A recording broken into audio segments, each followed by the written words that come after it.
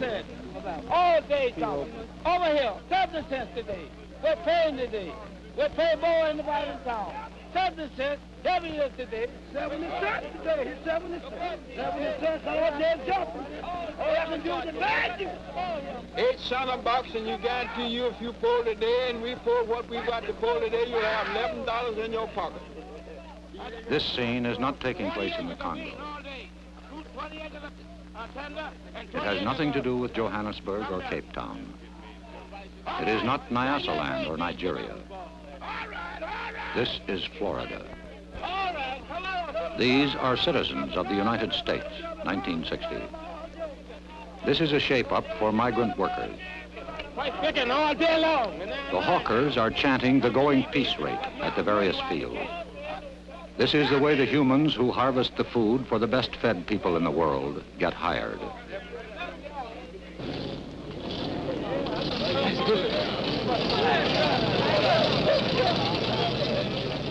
One farmer looked at this and said, "We used to own our slaves. Now we just rent them." The Secretary of Labor looked at the migrant plight and said, "I think they're the great mass of what I've called the excluded Americans. They are people who cry out, workers and their children and their wives, who cry out for some assistance, and whose plight is a shame. It's a shame in America." The president of the American Farm Bureau Federation, the largest farmers' organization, says, "I think that most social workers would agree that it's better for a man to be employed, even if his capacity is such as to limit his income. And we take the position that it's far better to have thousands of these folks who are practically unemployable, earning some money, doing some productive work for at least a few days in the year." This is an American story that begins in Florida and ends in New Jersey and New York State with the harvest. It is a 1960 Grapes of Wrath that begins at the Mexican border in California and ends in Oregon and Washington. It is the story of men and women and children who work 136 days of the year and average $900 a year. They travel in buses. They ride trucks. They follow the sun. Well, I don't know. It don't look like we'll ever get ahead. I guess we'll just have to keep going till we can find something better. A minister named Cassidy, who works with them, says, "They are just as bad as the slaves. Only on name they are not a slave, but in the way they are treated, they are worse than the slaves. And somebody has made thousands of dollars out of his sweat. Is that a slave or not?" They are the migrants, workers in the sweatshops of the soil, the harvest of shame.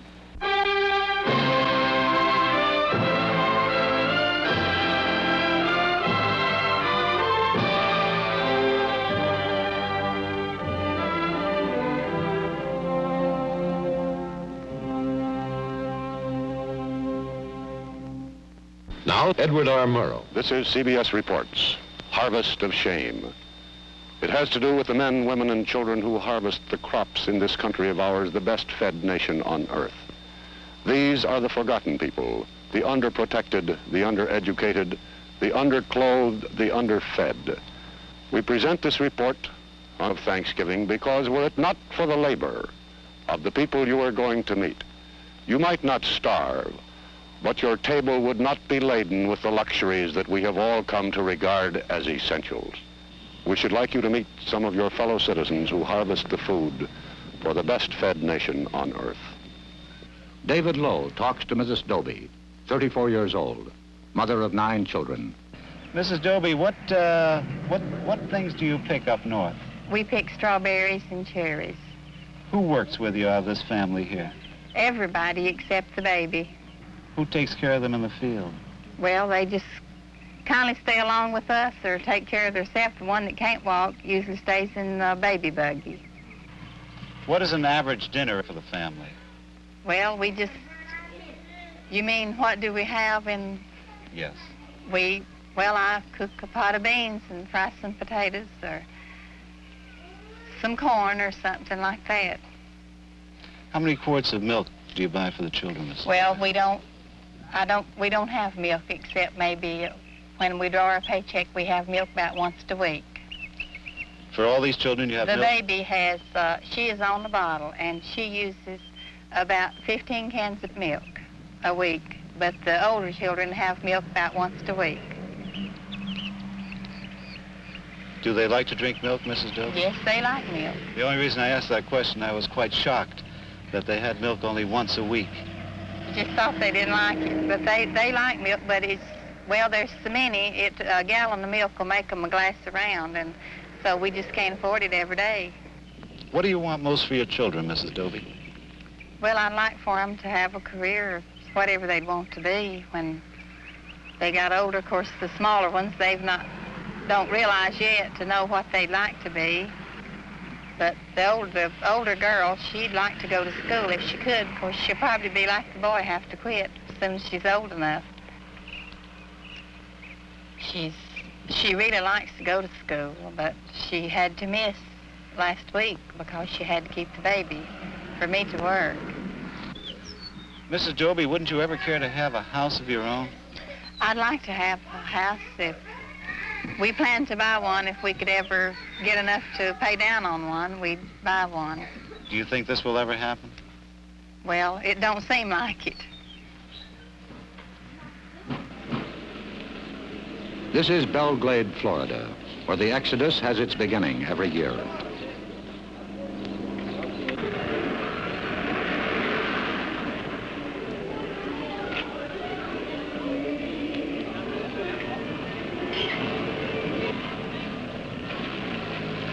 The migrants call it their home, what the circus people call their winter quarters, their Sarasota.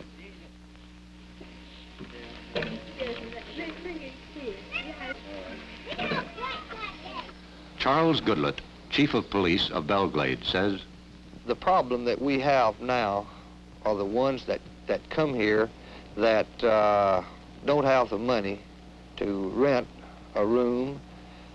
They'll sleep around the bars, in the grass, in the packing houses, around the lake area, in the parks, any place they can find to sleep, to rest for a few hours. They come here with one thought in mind, is to survive till the end of this season and save enough money to get to the next state, going north. From towns like this throughout Florida and throughout the South, the 2 to 3 millions move out on their annual migration, which ends in late November.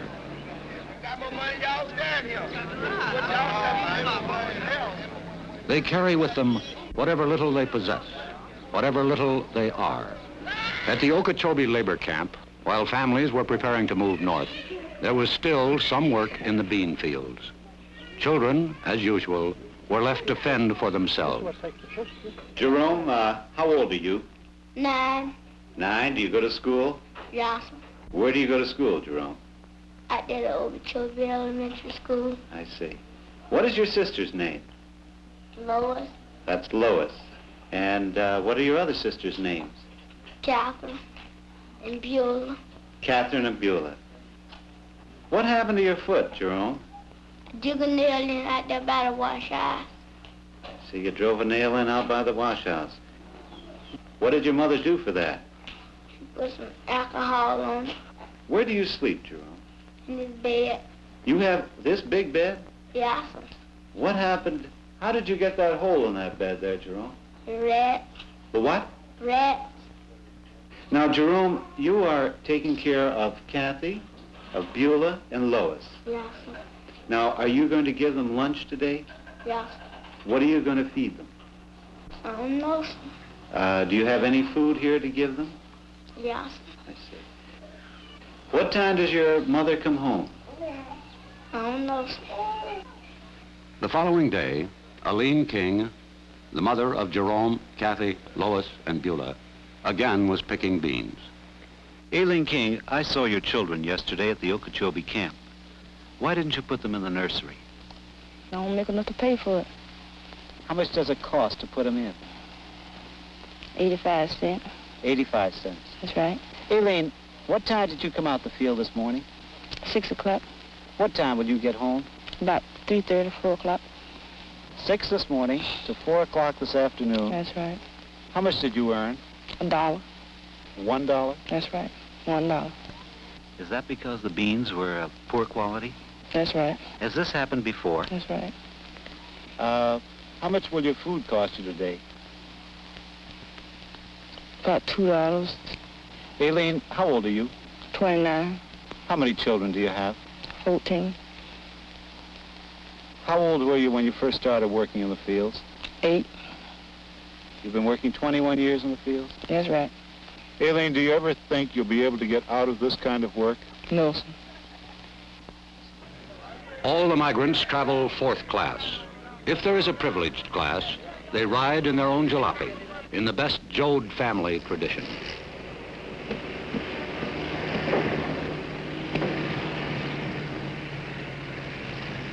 The long journey begins.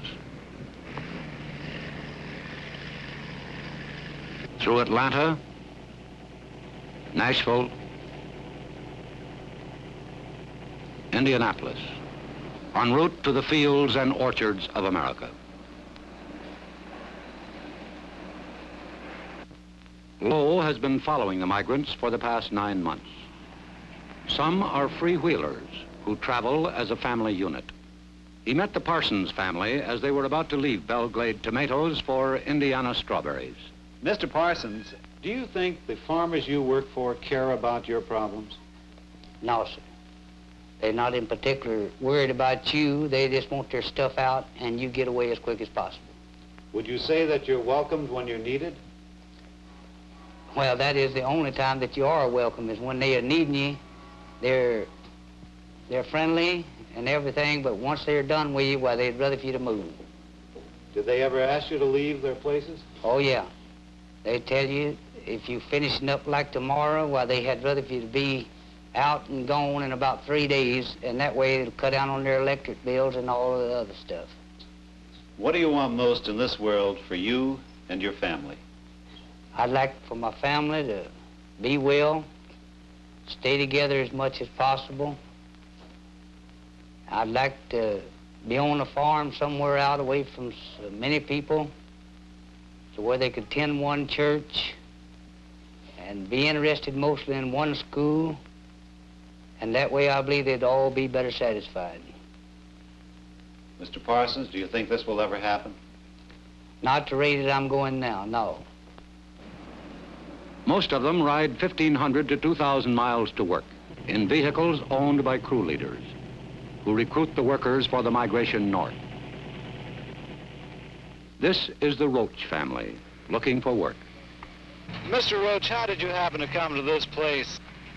Well, I came to Augusta, and I was talking to some people, and they told me to come on down to Waycross, that it was a lot smarter work around Waycross, see? Well, how many miles have you been traveling looking for work so far? About 1,600 and something. Mr. Roach, where did you spend the night last night with your family? Over in the woods. Pulled off on the side of the road, out of the old dirt road, and slept in the woods outside the car. May I ask you, sir, what did you have for dinner and your family last night? Well, we had bologna sausages and loaf bread. That isn't very good food for a growing family, is it? Well, we made on it. How much money do you have in the world right at this moment? I only have about $1.45. Well, what do you intend to do about food for your family today? Well, I've always worked and I always figured I could get work. I had never been where I couldn't get a little something to do.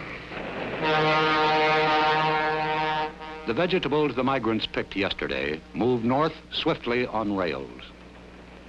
Produce en route to the tables of America by trailer is refrigerated and carefully packed to prevent bruising.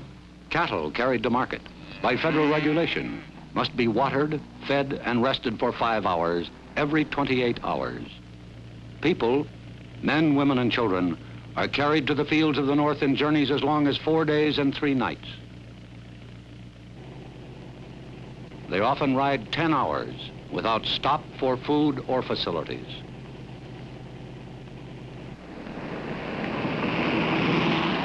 first stop is normally at Yulee, Florida, 1 mile from the Georgia border, a checkpoint for farm labor leaving the state. Okay.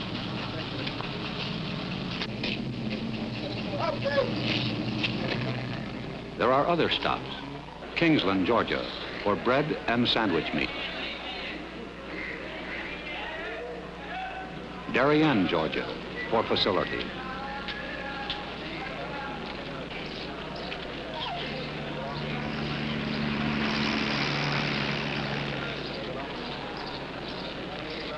A roadside stop en route in South Carolina.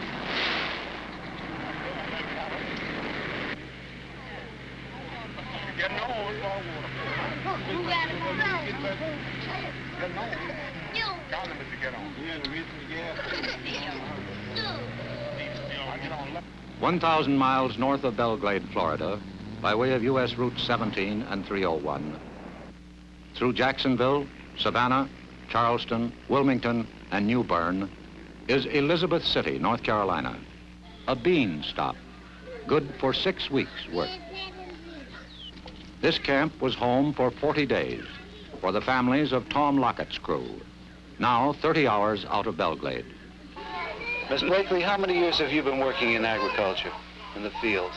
Oh, practically all of my life. I haven't did no other work much but in the field all of my life. I raised all my kids working in the field. I noticed that there's some straw over there. What is that for? Well, that was the straw they brought for the people to sleep on.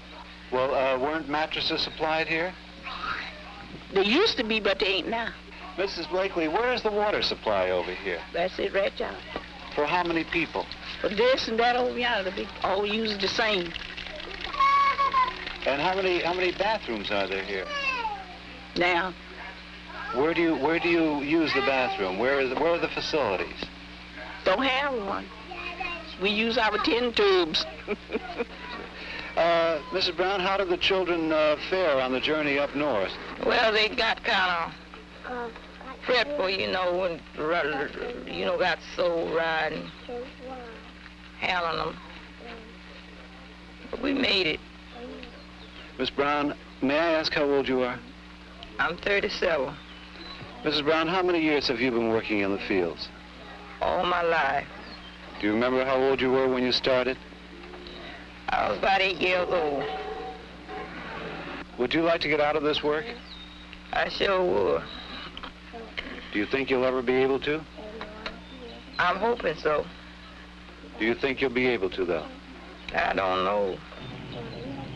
20 miles from Kitty Hawk, North Carolina, the workers, driven 900 miles north by crew leader Norman Hall, picked beans at the prevailing rate of 50 cents a hamper.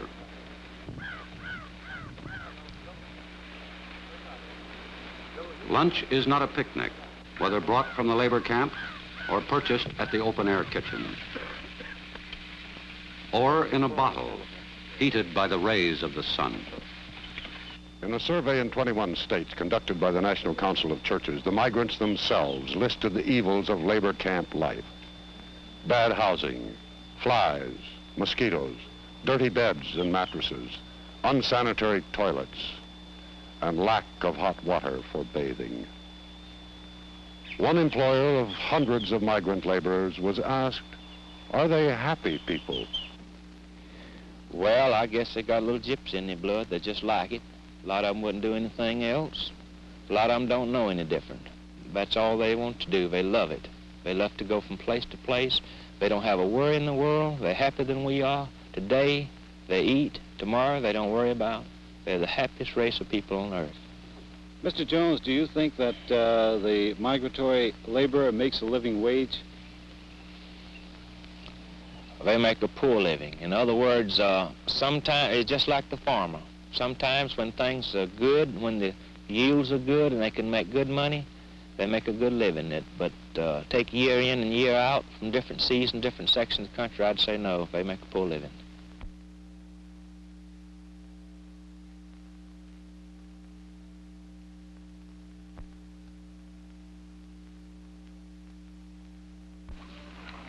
There are days when beans are not ready for harvest, and that's one more day with no income. Ed King, a crew leader, hauled his workers to this camp at Powell's Landing, Virginia, where they worked 5 weeks pulling corn and picking beans. And when the fields have been stripped in North Carolina and Virginia, the trucks and buses again move north.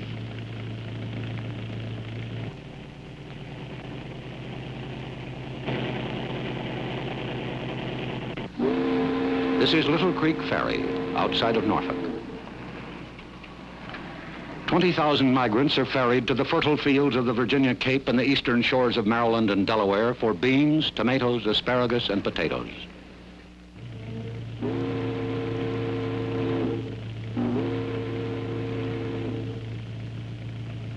For one crew, hardship was climaxed by disaster, the death of a migrant.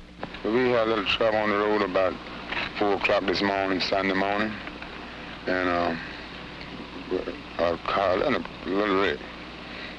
One was killed. Has this ever happened before with any crews coming up north?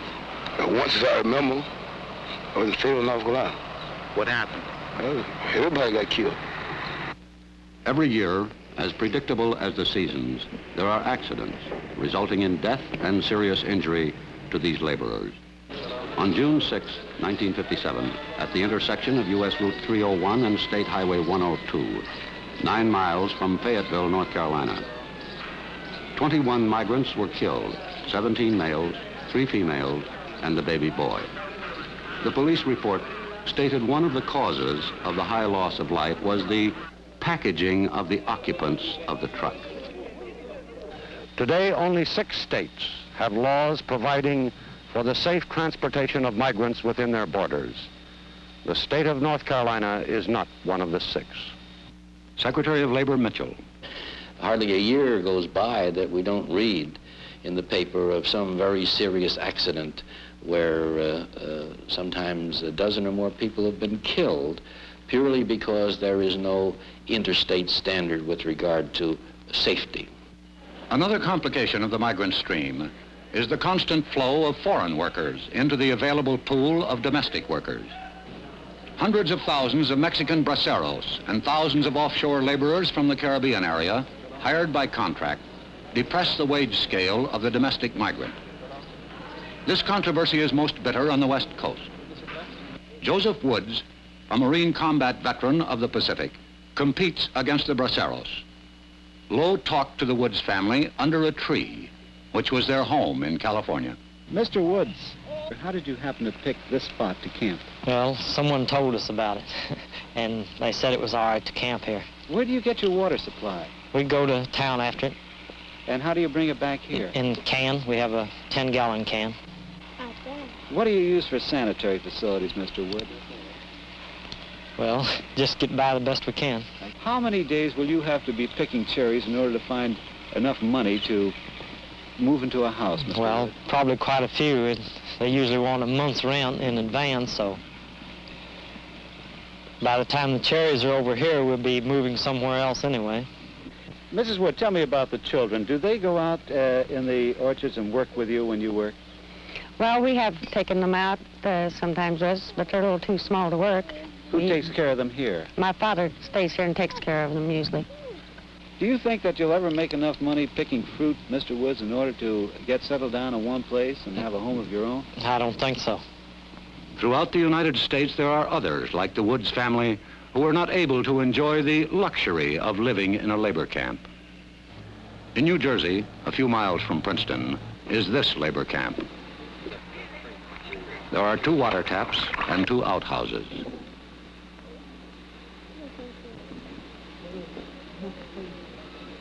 Families live in one room, usually in one bed. The single men live in the bull pit.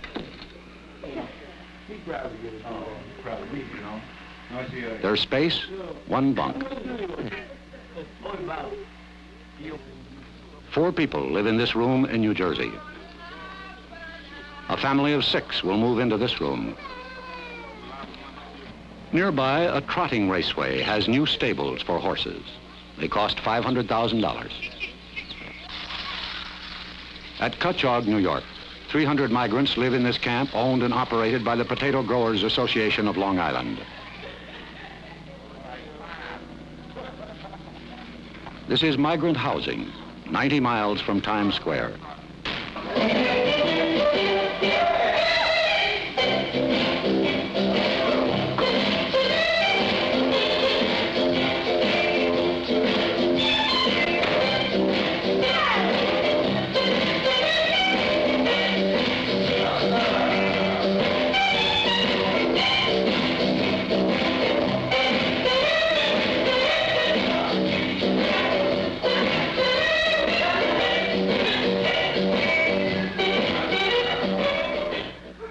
Some have tried to leave the endless migratory stream.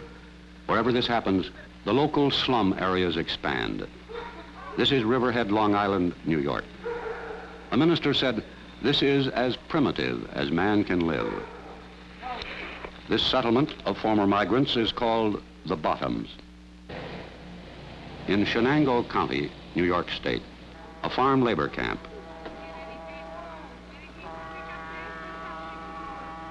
The ultimate goal of Ed King's crew, 1,257 miles from Belglade. The migrant mission serves 1/2 pint of milk and 1 cracker to each child. This is their lunch.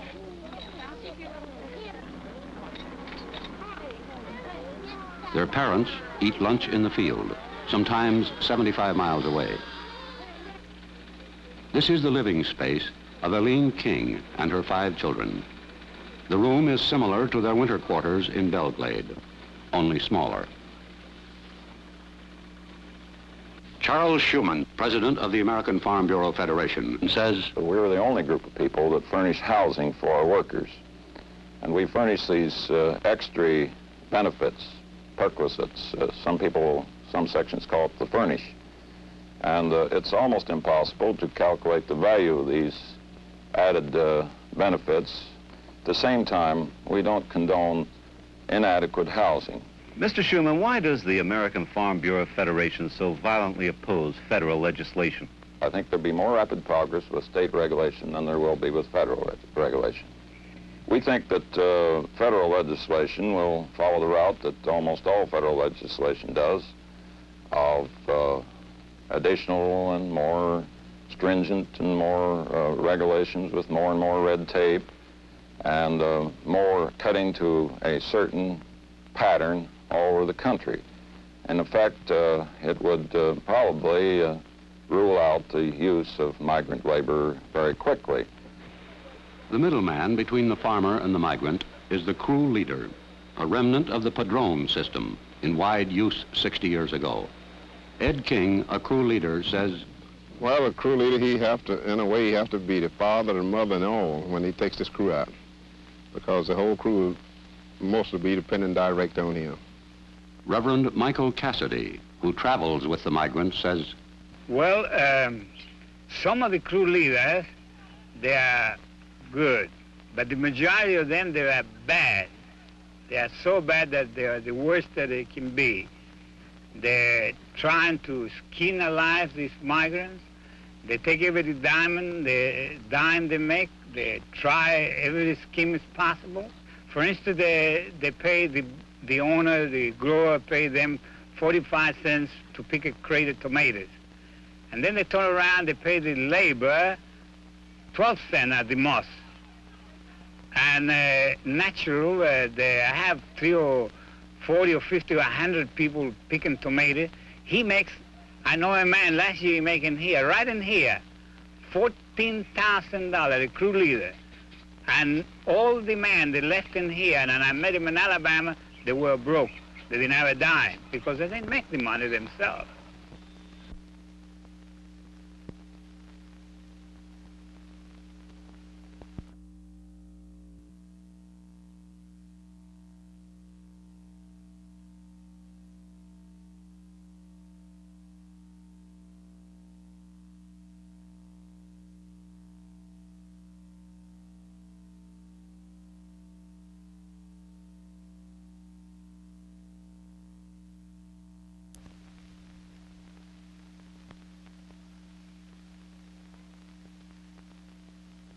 Everyone who knows anything about this situation agrees that the best hope for the future of the migrants lies in the education of their children. But for the children of migrants, education is not easy to come by. There are 600,000 of them. Most state child labor laws ignore farm children. And so far as the children of migrants are concerned, almost without exception, they leave school at the age of 16 forever. The United States Office of Education reports that the migratory workers have the highest rate of illiteracy in the country. Approximately 1 out of every 500 children whose parents are still migrant laborers finishes grade school.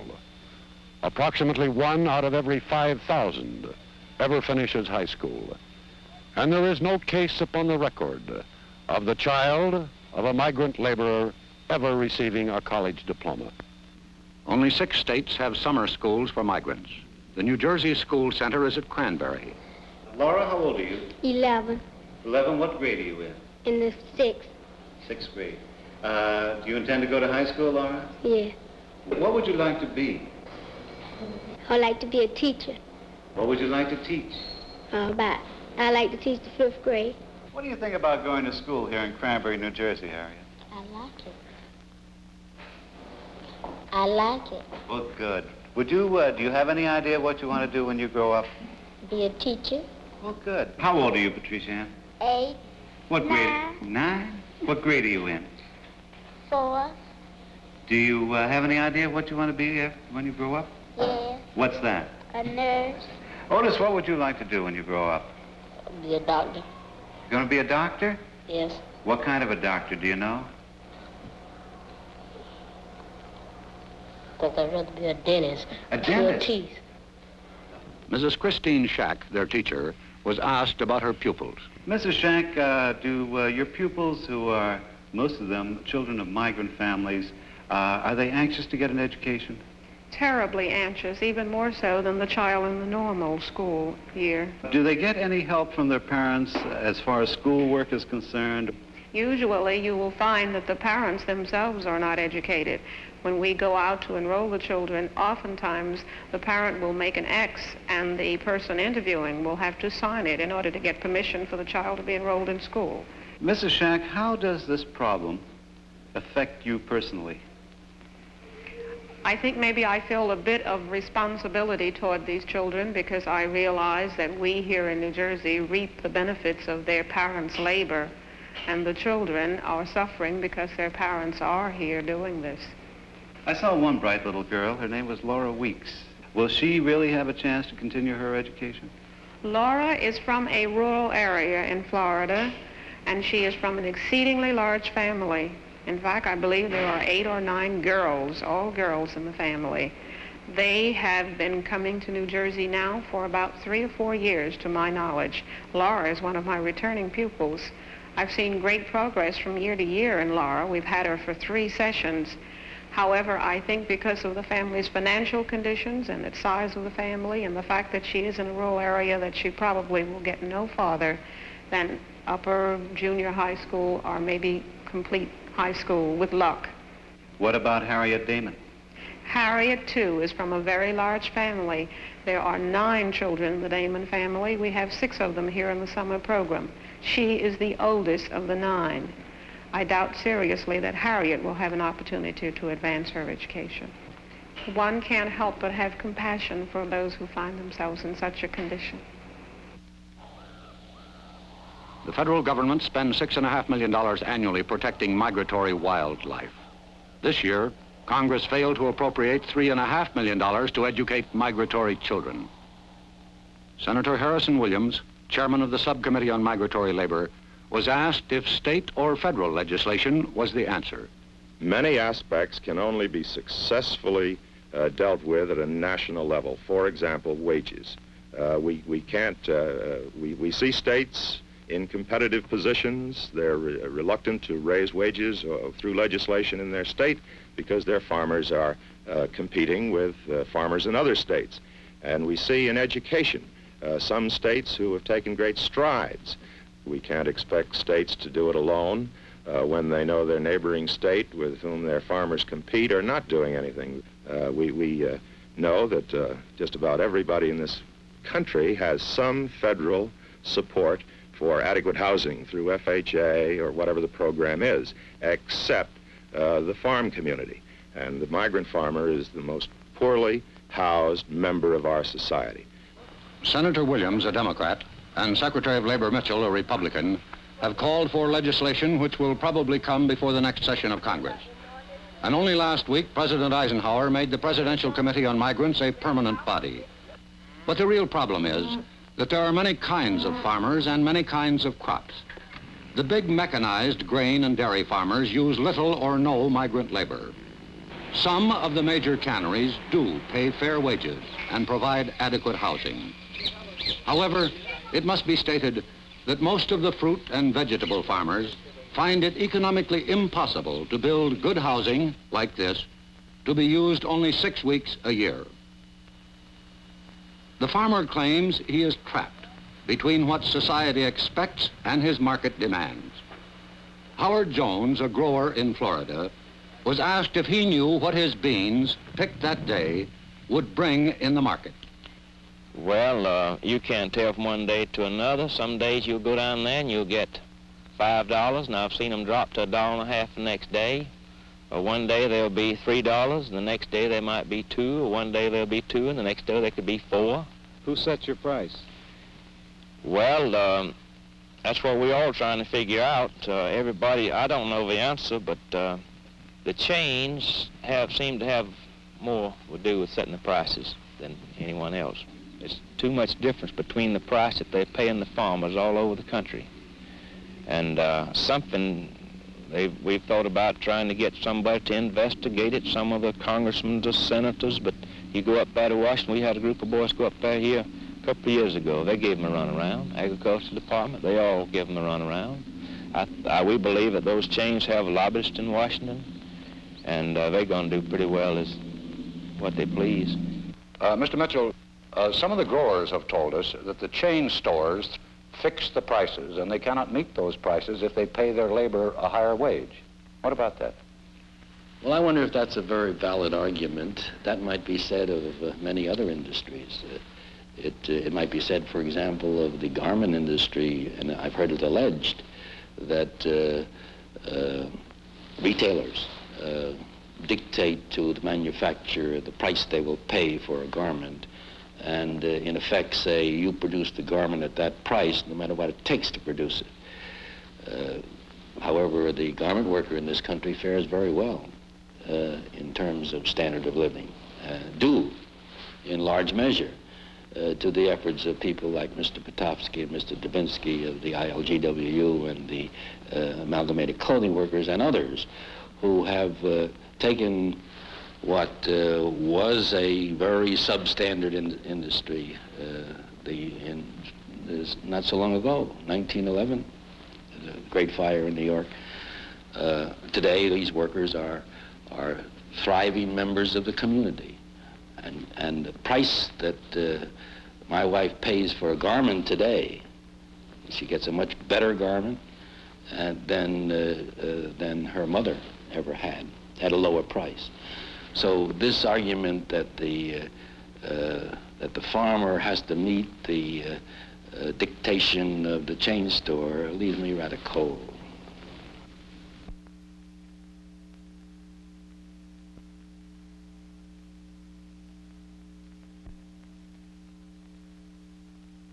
The migrant farm worker occupies the lowest level of any major group in the American economy. The soil has produced no Samuel Gompers or John L. Lewis. As Secretary of Labor Mitchell states, I think the AFL-CIO in the past has been too preoccupied with other affairs, and probably the farm problem was so tough that they were reluctant to tackle it.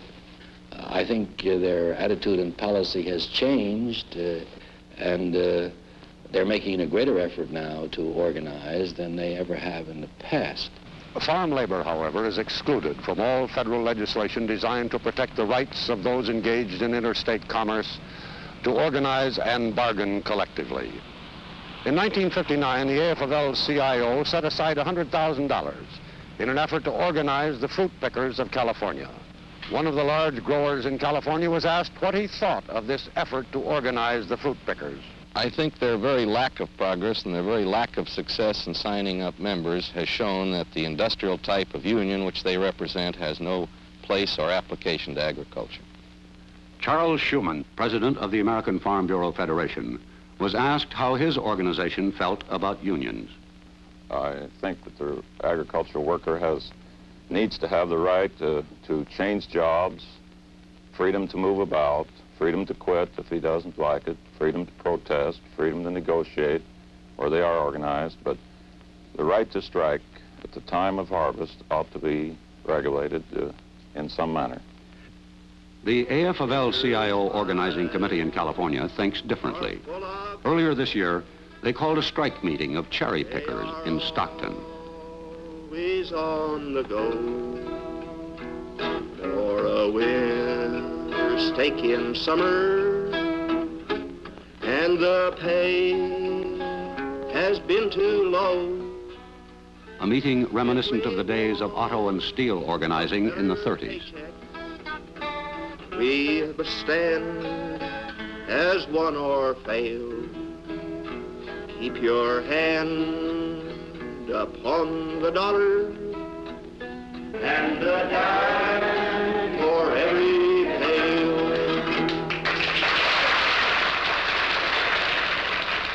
Louis Cranock, an official of the organizing committee.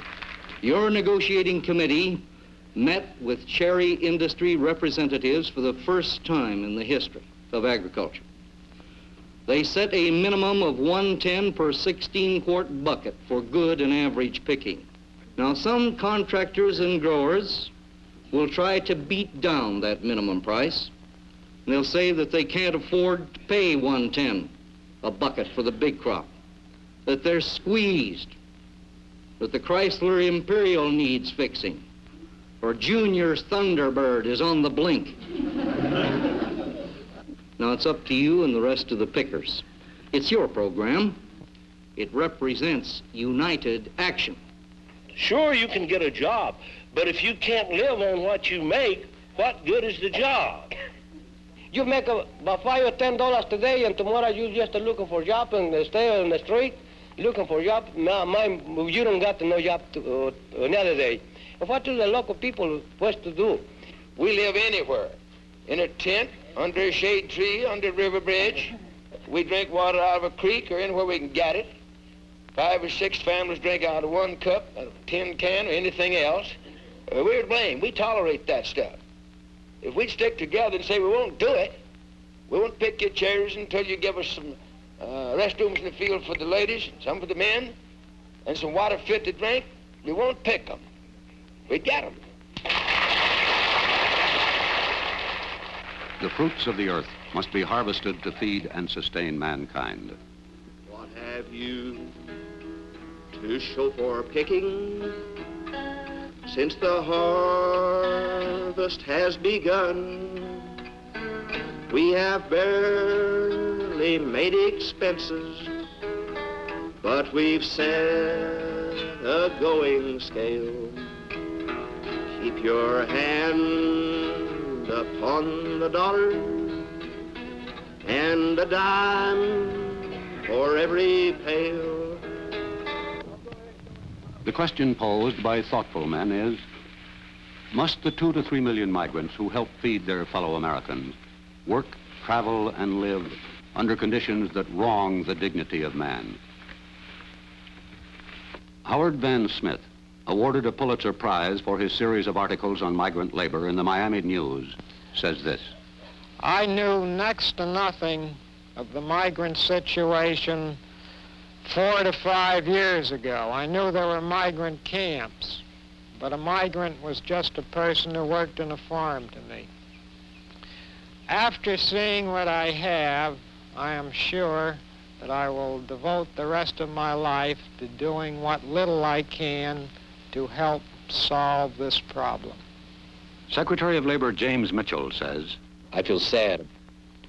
I feel sad because I think that it's a blot on my conscience as well as the conscience of all of us who are, whom society has treated a little more favorably.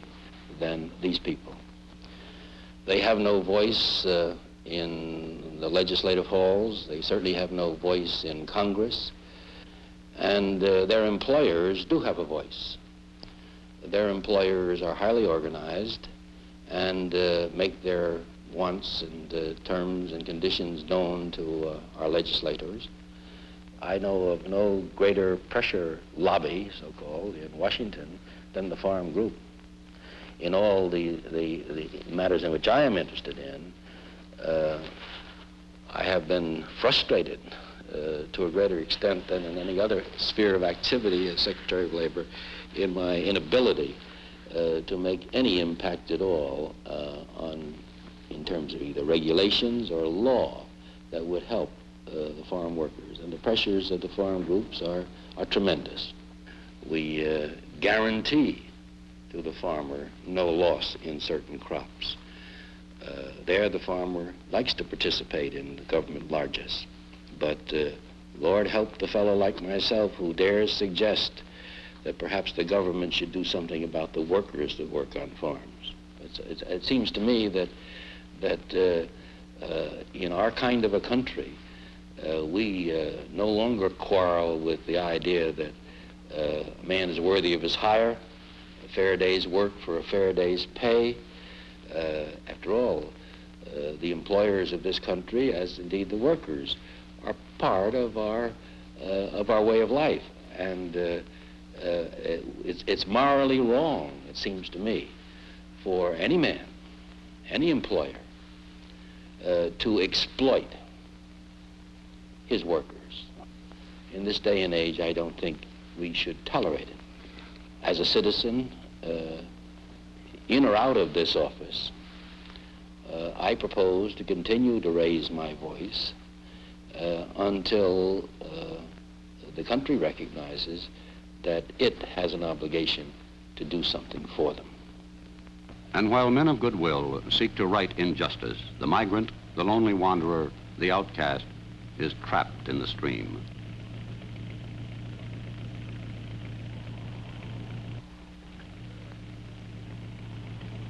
Now it is November. The last of the laborers, in trucks, buses, and cars, approach the southern states to start the cycle all over again.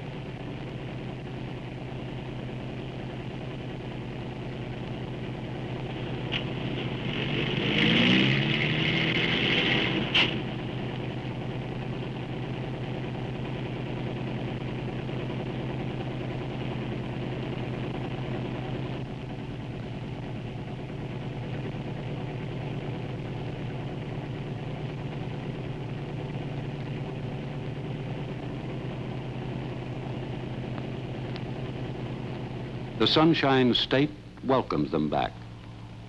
Homestead, Immokalee, Pahokee, Belglade, and hundreds of other communities. This is home. New housing is available. The rent, $15 per room per week. The migrant is at the mercy of the weather. This year in Florida, there was a freeze, killing beans, tomatoes, celery, corn. Its byproduct was a bread line. Migratory farm workers are not eligible for unemployment insurance.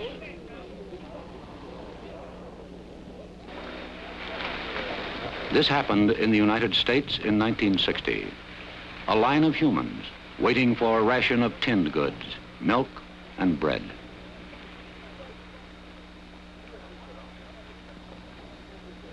The Secretary of Labor says, for the rest of my life, in or out of office, I propose to do something for them. A hardened newspaper man says, for the rest of my life, I will do what little I can to help.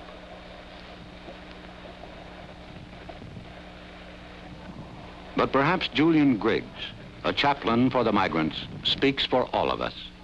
Is it possible to have love without justice?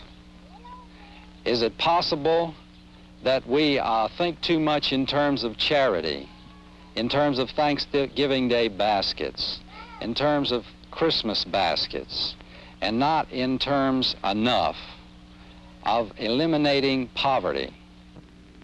The migrants are back in Belglade, winter quarters, after months of travel and work. One said he brought back $1.65, another said $6. Another said we broke even. We were broke when we left, broke when we got back. We asked them what they thought they could do to help themselves, and they said nothing. What can we do? Last week, a presidential committee made up of the Secretaries of Labor, Agriculture, Interior, and Health, Welfare, and Education made certain recommendations regarding the migrants. Here are some of them. Extend child labor laws to cover agricultural workers. Eliminate residence requirements so that migrants will be eligible for health, education, and welfare programs. A federal law requiring crew leaders to register, thus protecting migrants from exploitation. Extension of workmen's compensation laws to agriculture. New housing regulations. States to pay local school boards for the education of migrant children. There will, of course, be opposition to these recommendations. Too much government interference, too expensive, socialism. Similar proposals have been made before. In fact, 150 different attempts have been made in Congress to do something about the plight of the migrants. All except one has failed. The migrants have no lobby. Only an enlightened, aroused, and perhaps angered public opinion can do anything about the migrants. The people you have seen have the strength to harvest your fruit and vegetables. They do not have the strength to influence legislation. Maybe we do. Good night and good luck.